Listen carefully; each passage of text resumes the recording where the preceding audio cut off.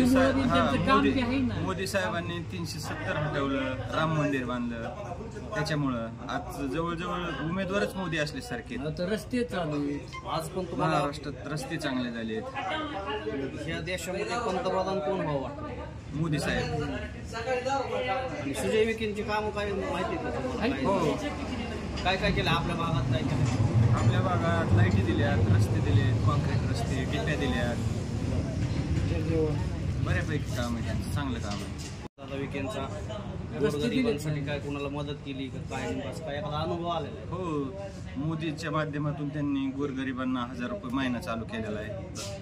नगरमध्ये उड्डाणपूल केलेला आहे, चांगलं काम केलेलं आहे, सगळ्यात महत्वाचं मोठं काम.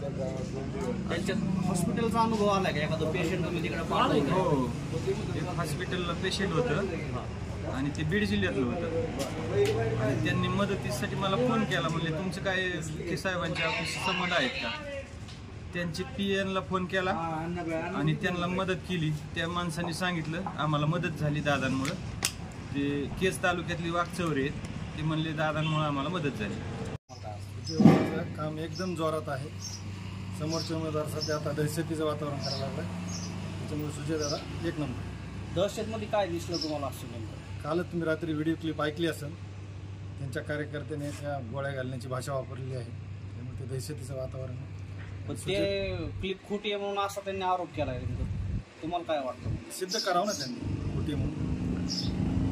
आणि सुजय दादांचे आपल्या भागामध्ये काय विकास कामं काय आहे? काय काय खूप कामं आहे. यादी सांगायची म्हणजे बराच वेळ लागेल, पण खूप कामं आहेत. आणि मग देशाचे जे पंतप्रधान नरेंद्र मोदी आहेत, त्यांनी देशासाठी काय काय कामं केली? लई मोठी यादी.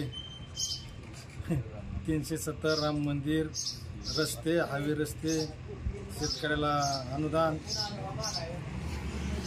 जलजीवनची योजना, प्रत्येक गावाला घराला गरीबाला लाईट, पाणी मोफत, घरकुलं चालू आहेत, खूप योजना आहेत. आता काय होईल या इलेक्शनमध्ये? काय होईल? 400 पार. मोदी फिर. अब की बार 400 पार.